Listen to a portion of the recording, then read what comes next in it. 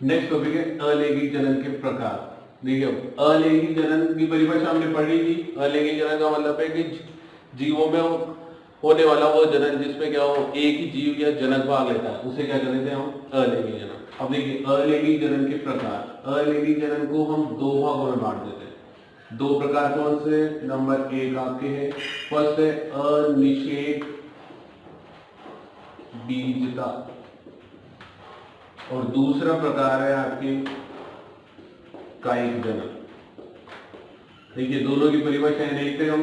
First है आपके अनिषेक बीजता। इसको समझने के लिए हम क्या करते हैं, इसी के तीन टुकड़े कर देते हैं। देखिए एक तो अनिषेक बीजता, देखिए अब इसके हम तीन टुकड़े करते हैं, यहां से और एक यहां से। अ का मतलब हो गया नहीं, अपोजिट में काम में लेते हैं उससे। निषेक शब्द लिया हुआ है आपके निषेचन से और बीजता शब्द है आपके बीज से।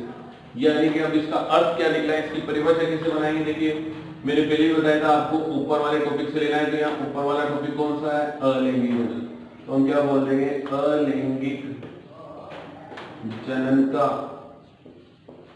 वह प्रकार जिसमें, अब यहां से देखिए नहीं मतलब नहीं होना, यानी कि बिना निषेचन के यदि बीज बनता है तो वो क्या कहलाएगा? आपके अनिषेक बीज का। देखिए अलैंगिक जनन का वह प्रकार जिसमें बिना निषेचन के बीज बनता है उसे अनिषेक बीजता कहते हैं। देखिए वो सिंपल सी डेफिनेशन है, इसी के टुकड़े करके याद रखिए। अनिषेक बीजता का मतलब क्या है? अलैंगिक जनन का वह प्रकार जिसमें बिना निषेचन के बीज बनता है, यानी कि अनिषेक बीजता का अलैंगिक जनन का वह प्रकार जो बिना निषेचन के ही जिसमें क्या बनता है? बीज बनता है, उसको क्या कहा जाता है? अनिषेक बीजता।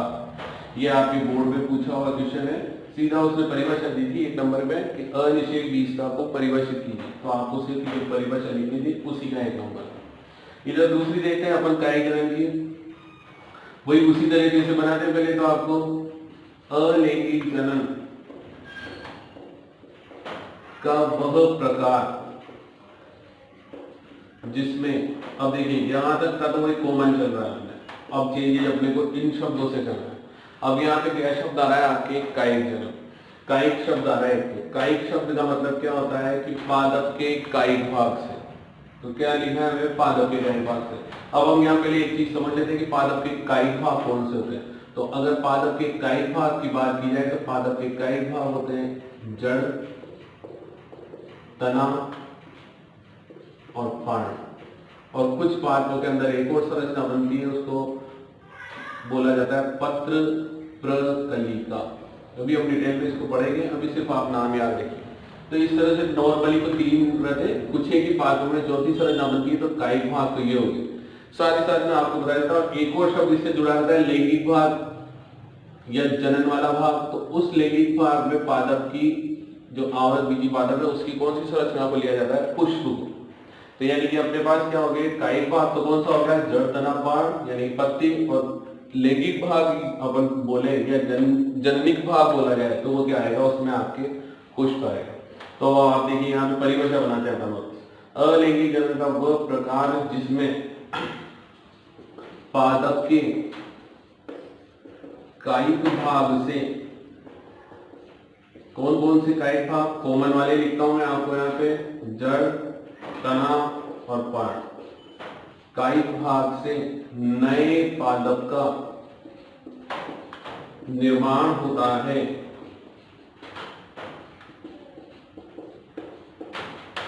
उसे कायिक जनन कहते हैं।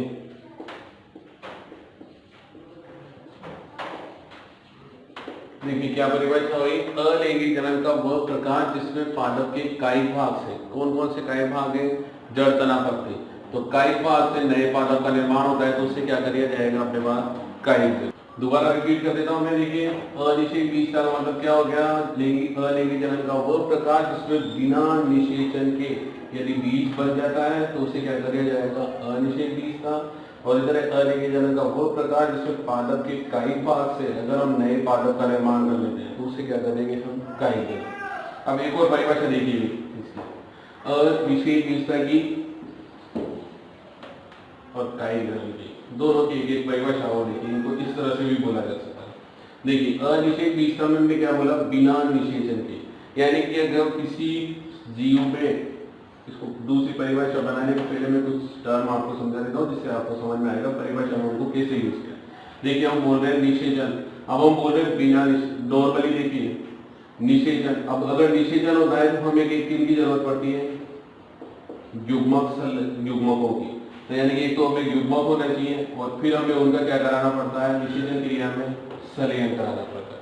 इसके अलावा एक और चीज आपको याद होगी कि युग्मक बनाने के लिए हमें कौन सा प्रोसेस करना पड़ता है, अर्धसूत्री विभाजन करना पड़ता है। कोशिकाओं के अंदर क्या करना पड़ेगा, अर्धसूत्री विभाजन करना पड़ेगा, तभी जाके क्या बनेंगे, युग्मक बनेंगे। तो यानी कि हम इसमें परिभाषा में इन दोनों शब्दों को काम में ले सकते हैं, तो इसको और एक ही से कैसे काम में ले सकते हैं। देखिए अब क्या लिखेंगे हम परिभाषा, अलैंगिक जनन का वह प्रकार जिसमें अर्धसूत्री विभाजन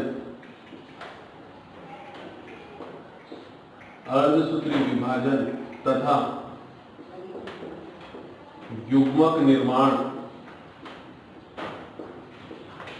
नहीं होता है उसे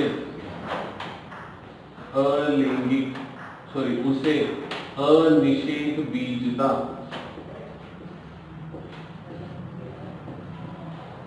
कहते हैं। देखिए अब दूसरा मतलब भी समझ में आ गया होगा, इसकी जो दूसरी डेफिनेशन बनाई है कैसे बनाई है कि अलैंगिक जनन का वह प्रकार जिसमें अर्धसूत्री विभाजन और युग्मक निर्माण नहीं है। दोनों चीजें नहीं होनी चाहिए, क्योंकि अगर दोनों चीजें हो जाती तो उस कंडीशन में क्या हो जाता, निषेचन। अब हमने पहले क्या बोला हुआ है कि इस वाली प्रक्रिया में निषेचन नहीं होता है, तो निषेचन नहीं होता है तो यानी कि ये दोनों क्रियाएं भी क्या होगी, या ये दोनों प्रोसेस भी क्या होंगे, इस स्थिति में नहीं होंगे। तो नहीं होने को ही हमने इसमें लिख दिया है कि जिसमें अर्धसूत्री विभाजन तथा युग्मक निर्माण नहीं होता है उसे क्या कर दिया जाता है, अनिषेक बीजता कर दिया जाता है। इसको एक ट्रिक के हिसाब से आप समझना चाहो तो इस तरह से समझ सकते हो। हमने क्या लिखा है, पहले वाली परिभाषा में क्या लिखा था, बिना निषेचन के, यानी कि निषेचन नहीं हो रहा। तो निषेचन नहीं हो रहा तो उन्हीं शब्दों को हमने इस रूप में लिख दिया। इन दोनों शब्दों को हमने किस रूप में लिखा कि अर्धसूत्री विभाजन तथा युग्मक निर्माण नहीं हो। तो इस तरह से हमने सिर्फ शब्दों को बदलकर दूसरी परिभाषा बना ली। इधर देखिए, अब इधर भी हम एक शब्द को बदल लेते हैं। हमने क्या लिखा पहले उसको समझ लीजिए, फिर मैं लिखा देता हूँ उसको भी। देखिए हमने क्या लिखा, कायिक भाग से। अब कायिक भाग के अलावा क्या बचा आपके, जनन वाला भाग। तो जनन वाले भाग में क्या रहता है आपके, नॉर्मली पुष्प, और आगे चल के जब उसमें लैंगिक जनन होता है तो पुष्प से क्या बनता है, बीज। तो अब हम यहाँ पे परिभाषा बोल सकते हैं कि अलैंगिक जनन का वह प्रकार जिसमें बिना बीज के नए पादप का निर्माण कर रहे हैं। तो आप समझिए, जब हमने बीज काम में नहीं लिया तो यानी कि हमने जनन वाला भाग काम में नहीं लिया, और जनन वाला भाग काम में नहीं लिया तो फिर हमने भाग कौन सा काम में लिया, कायिक भाग। तो हम दूसरी तरह से भी उसको परिभाषा को बना सकते हैं। ठीक है, यही समझ में एक बार मैं लिख देता हूँ, फिर दोबारा मैं आपको एक्सप्लेन कर दूंगा। देखिए अलैंगिक जनन का वह प्रकार जिसमें बिना बीज की सहायता के नए पादप का निर्माण किया जाता है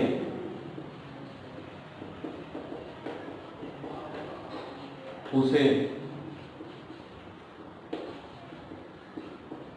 कायिक जनन कहते हैं।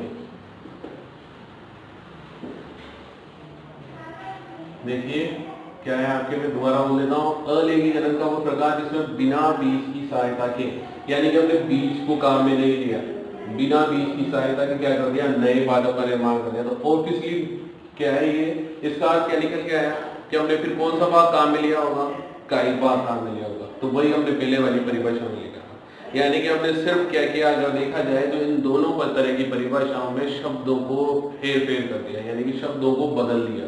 जो हमारे मेन शब्द थे उन्हीं को एक्सप्लेन करके दोबारा लिख के हमने नई परिभाषाएं बना दी। तो इस तरह से भी हम उन्हीं शब्दों को चेंज करके भी परिभाषा बना सकते हैं, जबकि आपके लिए इस तरह से हमारे पास दो परिभाषाएं बनी।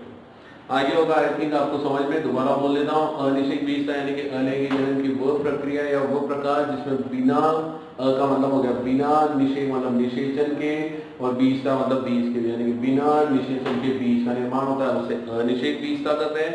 और इसी शब्द को हम इस तरह से भी बोल सकते हैं कि अलैंगिक जनन का वह प्रकार जिसमें अर्धसूत्री विभाजन तथा युग्मक निर्माण नहीं होता है, उसे क्या कर दिया जाता है, अनिषेक बीजता।